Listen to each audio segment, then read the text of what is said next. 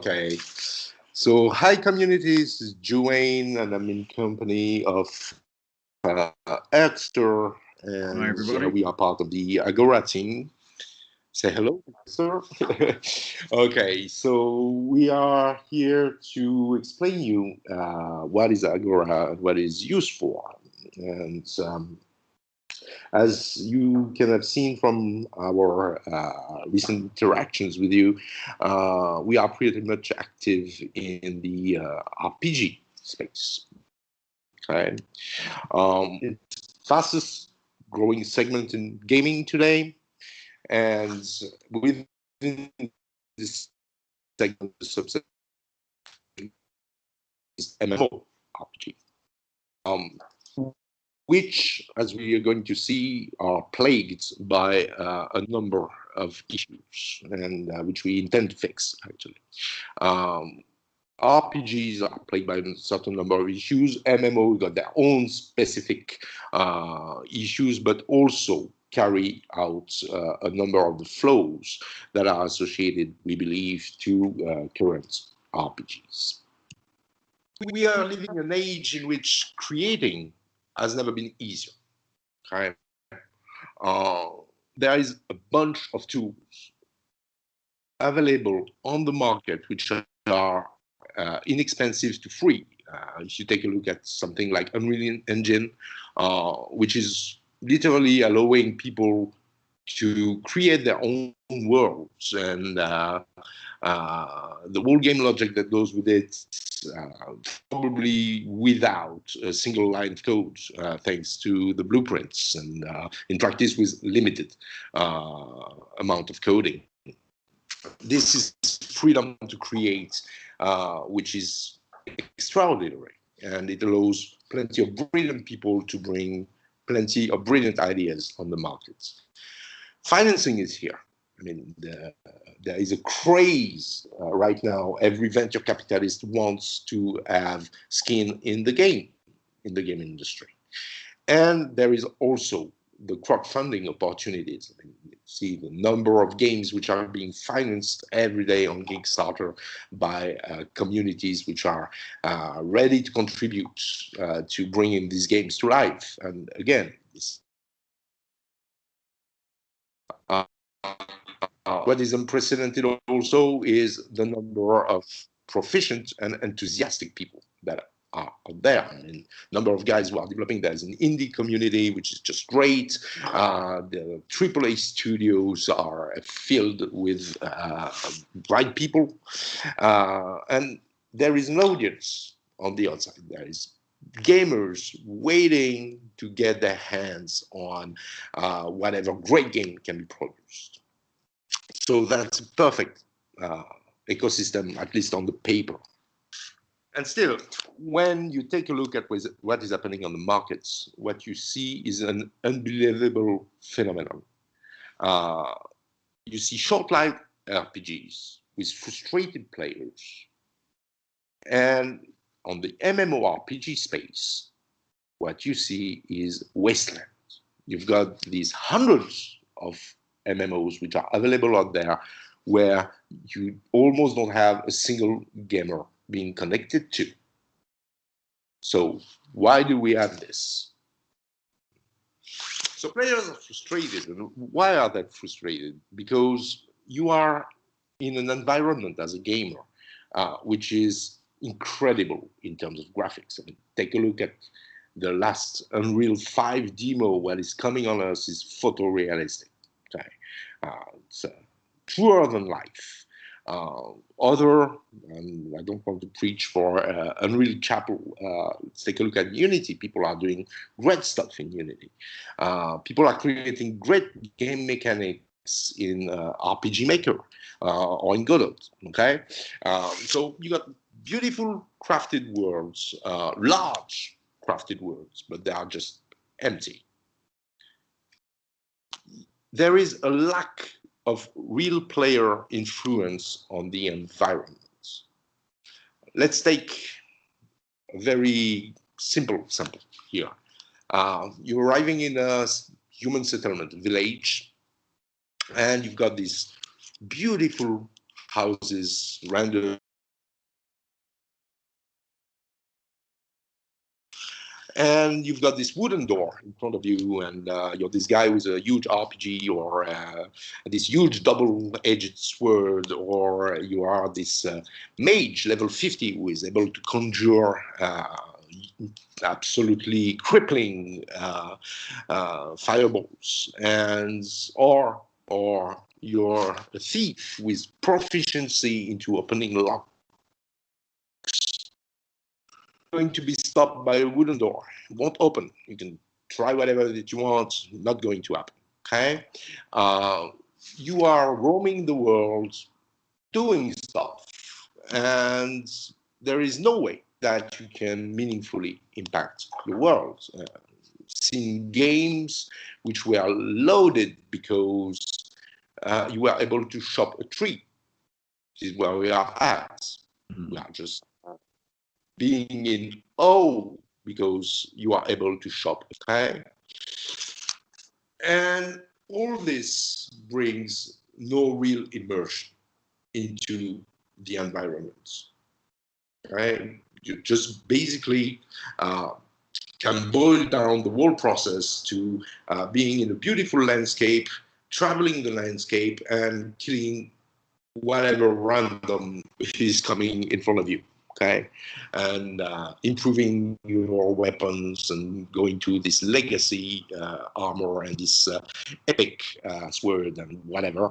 But at the end of the day, you have no purpose in there. Okay, and every time that there is a game that is coming out, which is outside, slightly different from this, then it's being praised. It's being expected by everyone. Okay? People want words that they can inhabit, that are breathing with life, and in which they can virtually live. So, as a proof of this, let's take a look at the mechanisms without which no game today can ship and be a success. Okay, you are romancing characters. Let this sink in just a sec.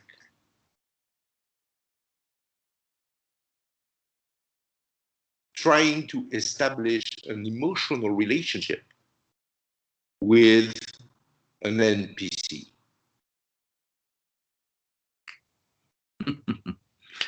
Yeah, it's like trying to romance a doll. Yeah, that's the digital equivalent of it. Absolutely. You've got crafting systems, cooking systems, hunting, fishing, harvesting, whatever. Your game doesn't have one of these or all of these, then you're obviously going to have a problem with players. No game is shipping without mini games inside. No game is shipping without the ability to own your own lodgings, or if there are no lodging systems, you should have mounts, you should have pets, you should have something, okay? And of course, you're going to have unbelievable level of details in terms of characters customization and characters clothing. And what does this tell us? It tells us that players want things to do and things to own outside of the main game mechanic, okay? Outside of the story that they are supposed to be living. They need things like this because it's hiding the fact that no game today does have a meaningful way for characters, players to interact with the world. There is nothing. Okay, you do your main your main quest, you do your side quests, and then you're crafting, then you're romancing, then you're playing cards, then okay, because actually there is nothing else to do with the world. Yeah, you strip away any of these mechanics and you end up with nothing. Absolutely. And it is the king is naked, right?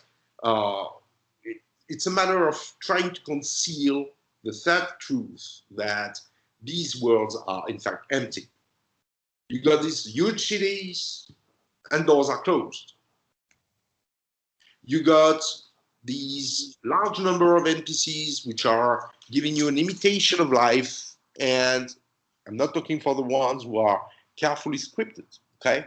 I'm talking about the average NPC that you're going to be passing by in the streets, and these guys are dumb shells. Exactly. Even with large city portrayals, you only have small hubs which are part of a quest or the main quest, which are actually accessible. Everything else is just a texture. Sorry, a texture. So yeah, that is. I actually let me rebound on that. As you and I are big fans of Red Dead Redemption. Okay, uh, Red Dead Redemption was and still a perfect game. Okay, but it's a perfect hoax. mm. You've got 1,000 NPCs. 1,000 NPCs in Red Dead. Okay, and it works with this small number of NPCs on this huge map because of the universe which is being proposed to you. It makes sense. You are in the Wild West. You don't expect to cross 100 guys in the middle of the desert or in the Great Plains or in the mountain or in the bayous. Okay? It's not happening. There is a wildlife which is here. It's brilliant. Yeah. It gives you this feeling incredible that the world is living. They did a perfect job, but it's smoke and mirrors, right? Yeah. Exactly. At the end of the day, it only works because you're not supposed to be interacting with the things.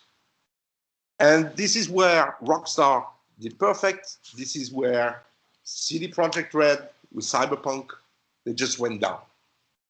Everybody was expecting the level of imitation of life of Red Dead, but for a city. Mm. You are expecting something teeming with life. And actually, I think that the anger that this game had, which is partly justified and partly actually unjustified, I believe, okay? The anger that it attracted is directly tied to the fact that during all their trailers, their presentation at E3 and so on and so on, CD Projekt Red just been advertising on and on and on this scene where you are exiting your apartment, you're going into your inhabitation building, and yeah, there are a lot of people in there, okay? And then you are arriving, you're exiting the building, you're arriving on this plaza, and you got this crowd effect, which is here. And then it stopped, okay? The end of the demo, end of the trailer, thank you very much. And everybody was just in awe, saying, oh, wow, the number of NPCs I'm going to be able to interact with. Okay? Yeah. And yeah, when you're playing, you got empty streets. Okay? You got empty streets. And it's just not fitting with what you're expecting from a city. And where it starts to work again is when you are in the Westlands, because when you're dealing with nomads and so on and so on, you are again into an environment where you're not expecting to have a lot of people. So it works again. Okay? It works. So that's the first problem. Okay? There is not much with which you can interact as a player. Again, once you have passed the carefully scripted main quest, side quests, the ones on which the studio or the indie has been spending hours and hours and hours of development. But there is only so much you can do. Yeah. Whether you are an indie or a AAA studio, at the end of the day, your money ends, time ends, and you're left with whatever you could code during this time. Okay? And it's naturally limited in quantity. Yeah, and there's that overpromise for the hype machine. So you hype players up to so you can sell the next big project, and you ultimately fail because the reliance nowadays is to get something out the door and then to patch it later. But by then you've already lost half your user base because you've overpromised and they don't get what they're paying for. So Yeah, yeah, absolutely, absolutely. And this is, I believe, there is such a level of expectations now from people that they don't cope with it anymore. Okay, it's you really see the backlash. I mean, CD Projekt Red was with The Witcher 3. It was the untouchable studio. They had such a beautiful reputation, right? And I mean, the backlash that they took, which is again partly unjustified, the backlash that they took is directly related to that. People have been blaming them for not delivering what they thought would be there, okay? Because it was a Witcher 3, okay? Because it was a Witcher 3. yeah, So that's the first problem. Second problem, your player character itself is a beautiful empty shell. You're spending ages, literally. Every gamer is spending ages crafting his avatar. Where I'm going to put this car, where I'm going to put this tattoo, what should be the color of my hair. Oh, I've got 65,000 different variations of my iris. And we are not even into clothes, right? But at the same time, there is nothing which is answering the simple question, which is a basic of every narrative. You got no past, no tie to the world. Okay? yeah, You just yeah. I you're mean, an alien to the world. exactly. You just dropped in as you know, basically a nobody. I mean, you might have a backstory that's been crafted, you know, like in Oblivion or Skyrim, but you're still a nobody. You've got no real tie to that world at all. You know, it's you know, you might choose your race, your star sign you were born under to give you some very limited stats, but Yeah, but yeah, it's time to start. It's time to start. exactly. It's being implemented in order to make pseudo character customization. And it's being implemented because it's going to express itself in terms of stats. At no point in time you are being asked, why do you have this huge scar on your face? Right? Yeah. How do you get it? Yeah. Huge scar on his face. Where does it come from? I mean, you should remember from where it comes from. And not only this, but it should have, of course, it should translate in terms of your interaction with the world. There is one guy somewhere, probably, which has given you this big scar. Okay, Yeah. that's you should have a family. I mean, in how many games do you even have a hint on where your parents? I'm not talking about them living. Okay, living parents. Well, where? Yeah. Nowhere. Witcher 3. You're going to save a relative of yours. Otherwise, I don't have a single sample that comes to mind. Mm. Third part, side quests. I'm not talking about the what we can call main side quests. Okay, I'm talking about your average grinding, fetching quests. They are repetitive, and because they are repetitive, uh, players get bored. I mean, of course, you're going to disguise it, but go kill 5 wolves and go kill 10 orcs and go kill 100 rats is more or less the same, right? At the end of the day. So yeah, you're going to have one because you need one, okay? But when it's number 10 or number 15 or number 20 with the same mechanic, then we can say that it's a certain form of lassitude, which is being induced on the player. Okay, so that's an issue. That's an issue which contributes to what is there left to do for me in this world once I've completed the side quest.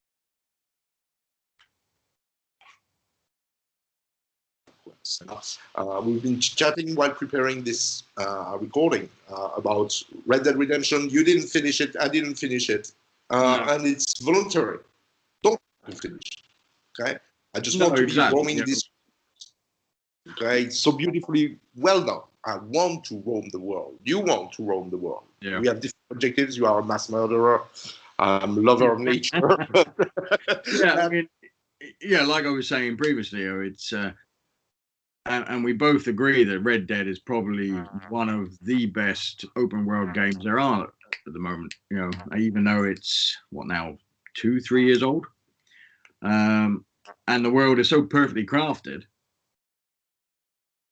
but we don't want to finish it because we don't want to lose that connection that limited connection we have within the game world.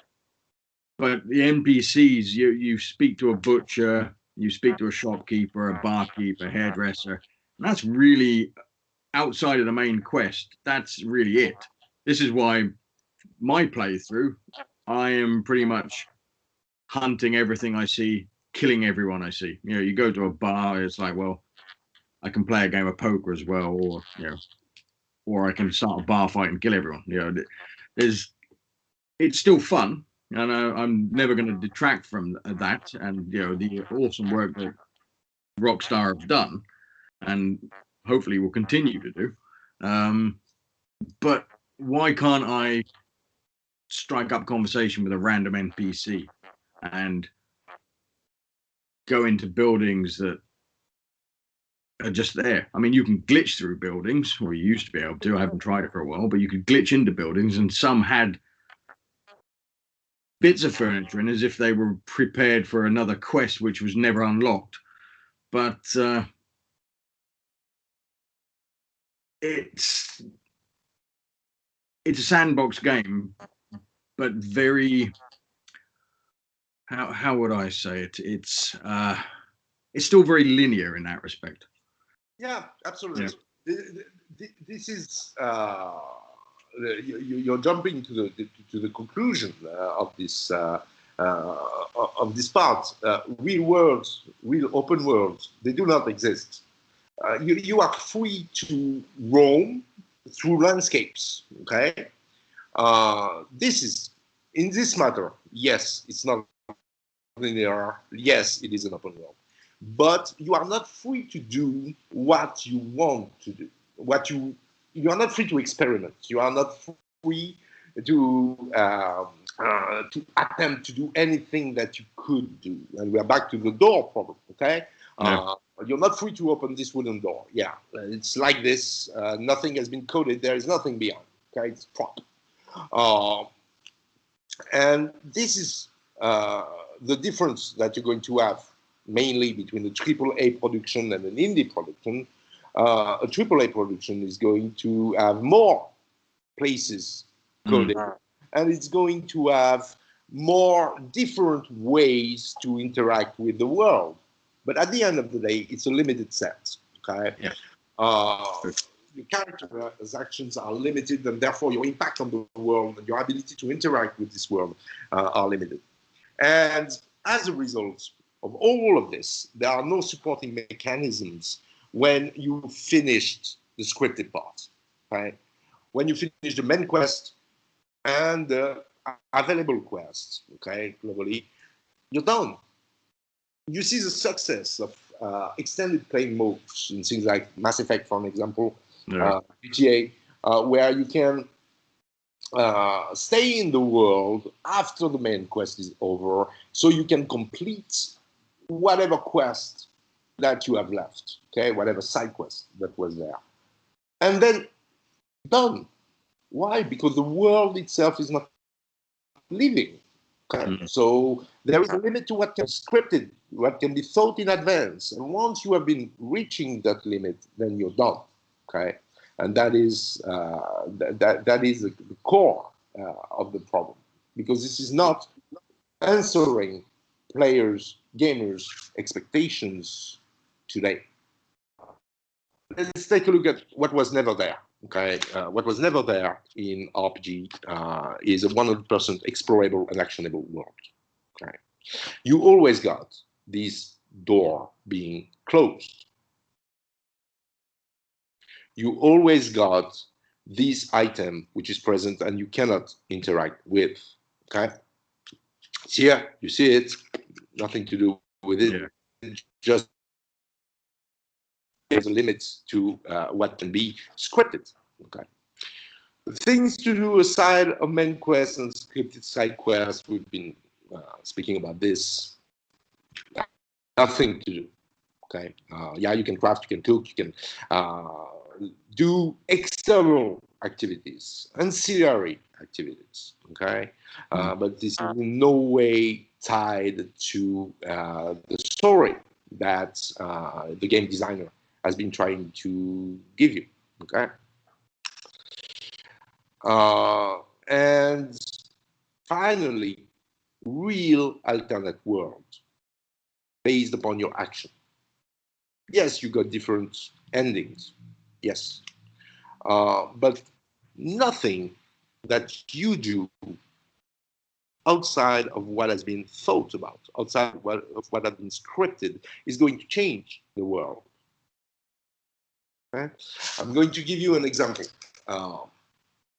You're a thief, and or whatever, you're acting as a thief. You're entering into a house. The door is opening by record. There is usually nobody inside. Okay, no scripted NPC is attached to this interior, but you got stuff to loot, and you're going to loot money. Okay, and if by miracle an NPC has been allocated, what is changed for? Nothing. You rob the guy blind, you destroy his house, and carrying on from point A to point B the whole day, and nothing has been changed. You didn't add, you didn't have an impact. Yeah, and the thing is, well, if once you've respawned in that area, everything's back to normal. Yes, of course. Yes, of course. Now, when you see the admiration that there is for games where you are able to chop a tree in a forest, like, wow, I'm able to chop a tree. Great. I mean, yeah, great. Of course, great. But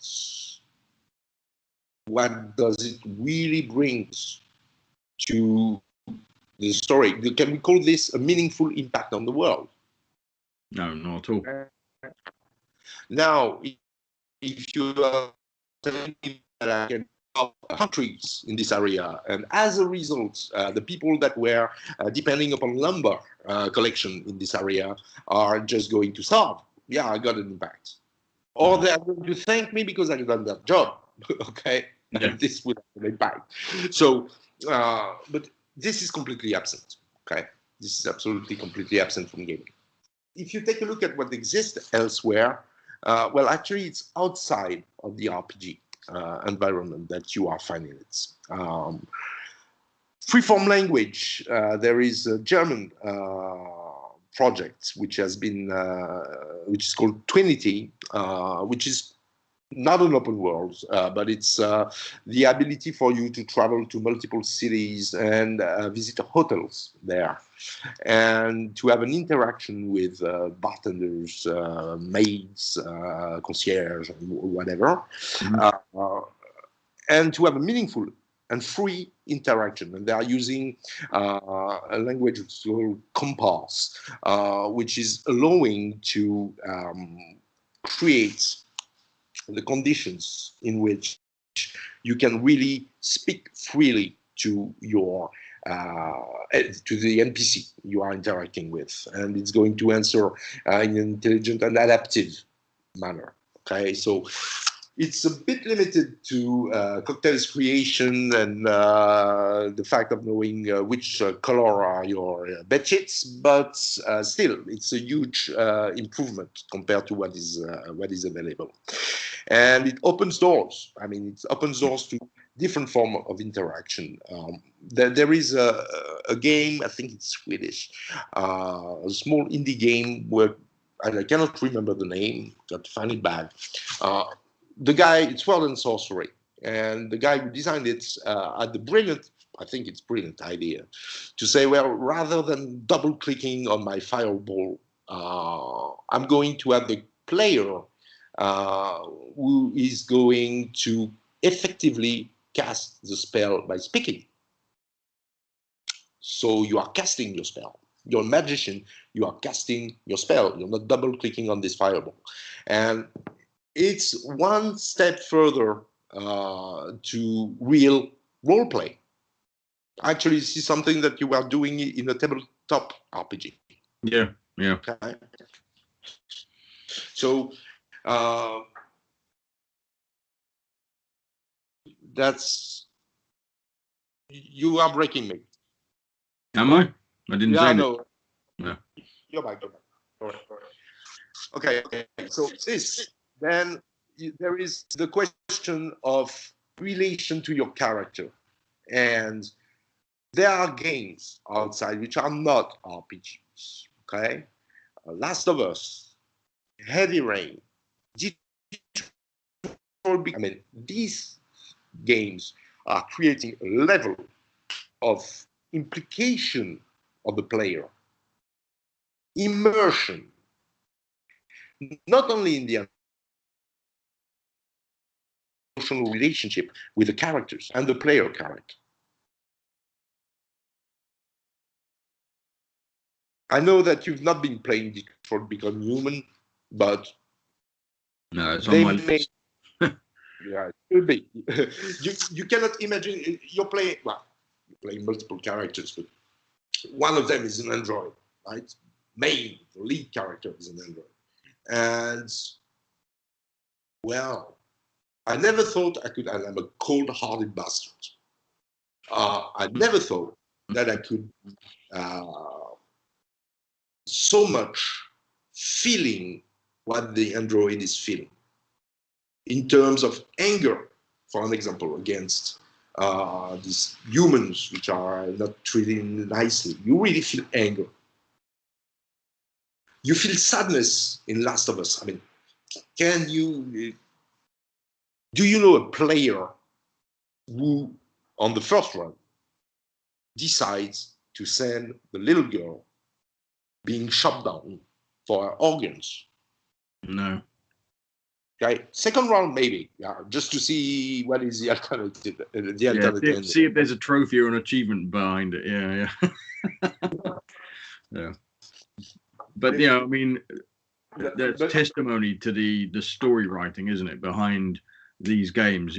Like we were discussing previously. The Last of Us, the story. It's a great, compelling story. But because of the interaction and the way the bond is created by Joe and is it Ellie? I can't remember. I think it's Ellie.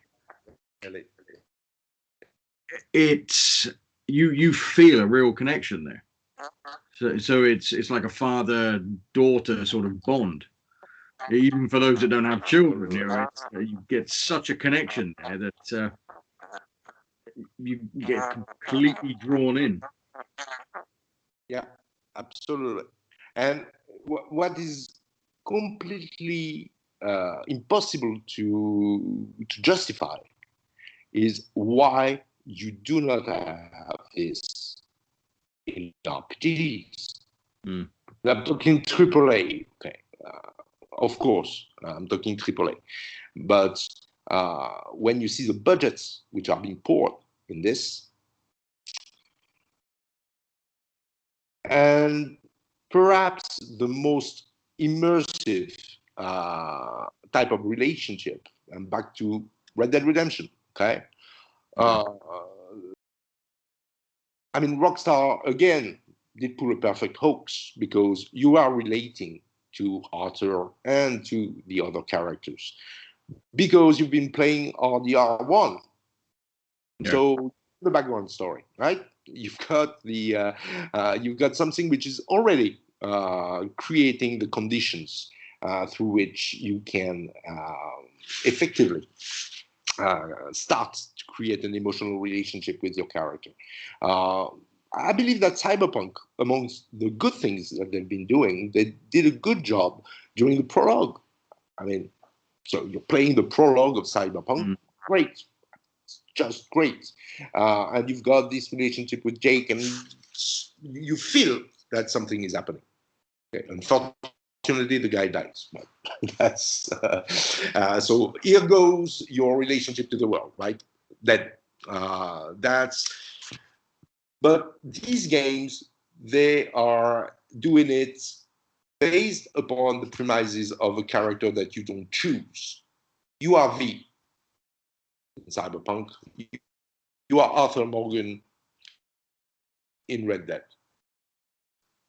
You're not you're not who you want to be, and there is absolutely no sign of any effort in the mainstream AAA titles to give you the ability to create a character, to create the history of the character, its relationship to the world, to design it, and to have the game effectively taking this into account. Okay? Mm. Yeah. That's part of the issue. Allowing the player to meaningfully interact with the world. We've been talking about system games, Zelda Breath of the Wild. Okay, great game, great interaction, great capabilities of trying to do almost everything. It's, to be quite honest, it's behind the scenes. It's a bit linear still. Okay, you can exactly do whatever you want to do. Okay, yeah, you can burn wood, but you can burn every wood, right? If you decide to burn this house, specific one might not happen, right? But it gives. We're not talking here about perfect universes, okay? We're just talking about ramping things up a notch, okay? Yeah. Just a little bit to give the ability to the player to believe what he sees. I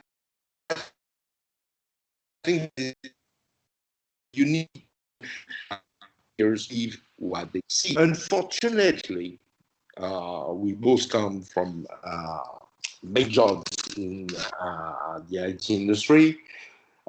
When you see that you've got a more meaningful dialogue with a chatbot for company customer service, for guys who are doing microwaves, okay, that you have in a AAA game with NPCs, there is a problem here.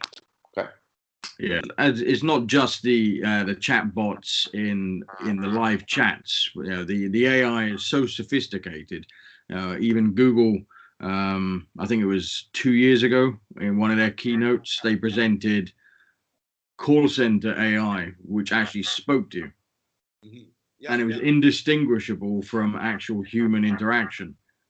So the technology exists. It's just it's being implemented for real world applications. And why can't we start to implement them within the game app, the role playing games? absolutely. which brings us to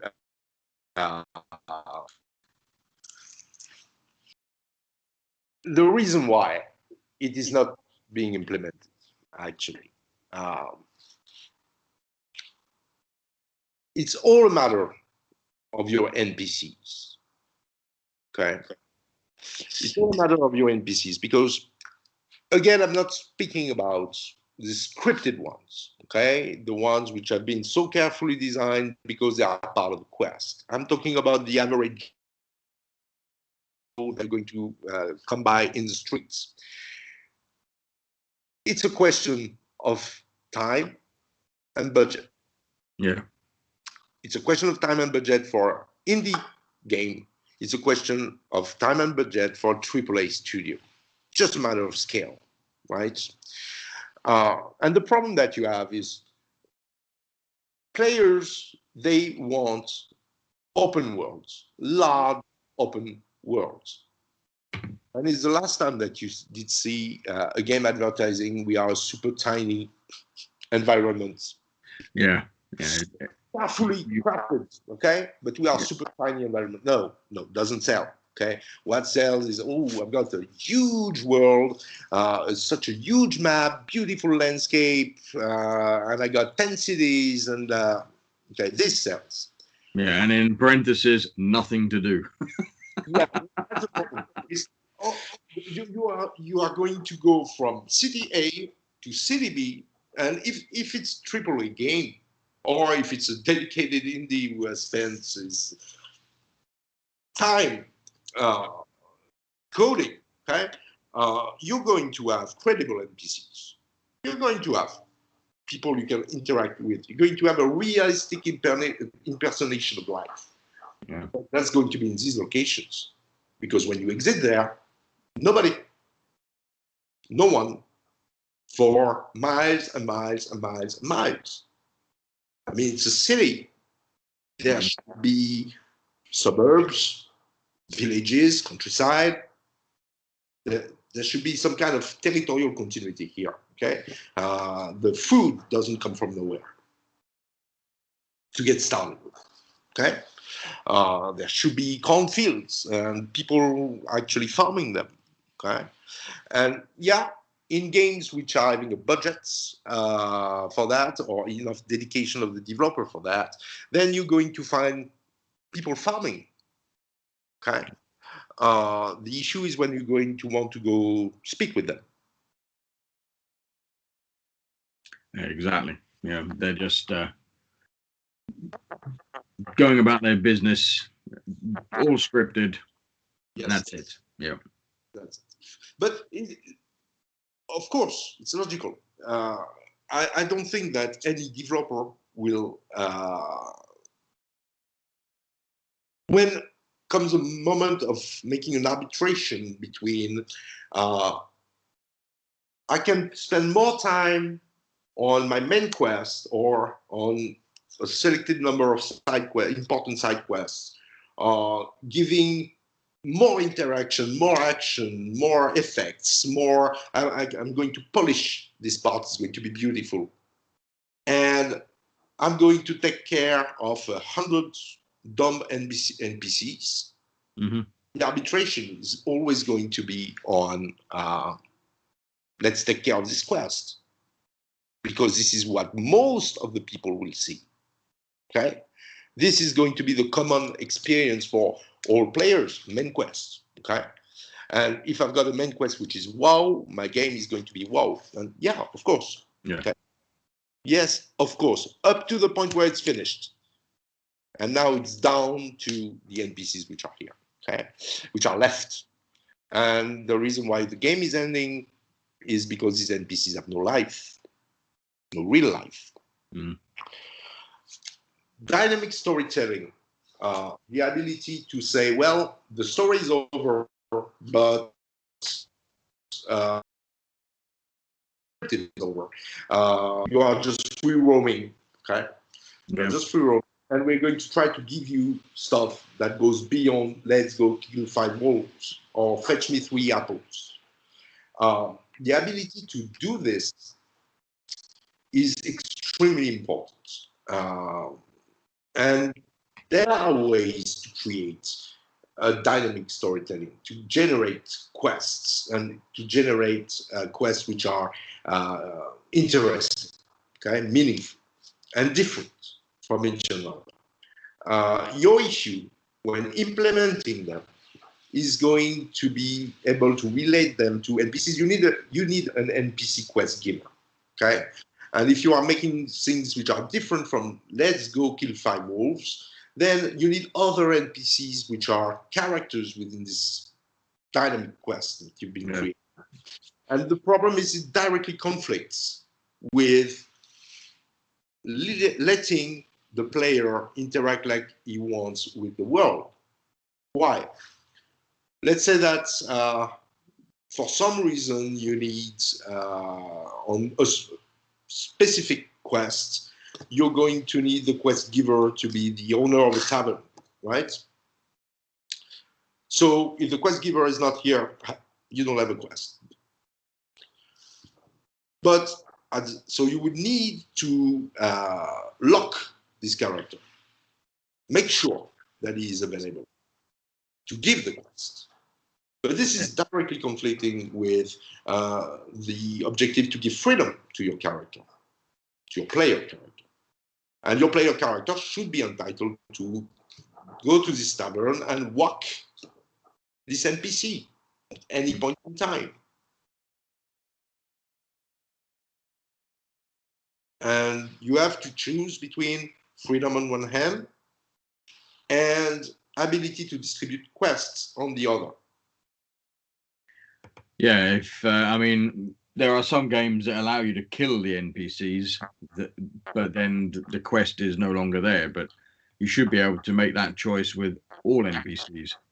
Yeah, absolutely. If that's the path that you wish to take your character's growth into, you could effectively completely rid the city or the entire landscape of any life at all. But then obviously you would be one person in a world where there's nothing, you know. Yeah, and we can take it also the opposite way, right? Yeah. You can be this very helping hand kind of person, and you can be spending your time trying to help the NPCs. And this should be allowing you to benefit from the relationship that you're creating with the NPCs, which can be the base for enabling additional quests, right? And it should be done in order to remain realistic, okay? To remain immersive. You should be having a different response from the different NPCs you're being kind with, okay? Yeah, exactly. Thank you very much for helping my friend now go fetch 3 apples. Okay? Because no, doesn't work. Okay, well, works once, works twice, but after that gets boring. So this dynamic storytelling is also important, and the NPCs are key to it. Yeah, exactly. I mean, like we said, you could go into a house, rob somebody blind, and it affects that NPC's future development. So you could say, for instance, rob somebody blind and go back to that town in a specific time period, and this person that would have been living in a house is now living on the street, destitute. Yeah. So you've affected their life, any of their synth family, but then you could turn around and basically say, well, actually, I robbed you blind 10 years ago. Here's all this gold, and you can, or I robbed your father blind, and that's why he passed away destitute. So I'm giving you now. I'm trying to make up amend for my sins, and you can then re-affect that NPC in a positive manner. They may still not forgive you, but that would then be based on that character's genetic makeup, so to speak, their DNA. Yeah. Uh, this is going to be a very good transition for the next part, because I think it's time that we stop ranting on what's good, what's not, and we start to now show what is it that we are doing here. We are about to now release in a closed beta over the summer our first module, which is Legacy. Legacy, what does it do? It's basically allowing you to create human settlements with their population, their buildings, their infrastructure over time, okay, through multiple generations, to record their evolution, and to do this based upon a certain number of parameters. Actually, in Legacy alone, you've got over 2,000 parameters you can play with. So we are spending a lot of time bringing you guys an interface so you can actually input these parameters and see the results.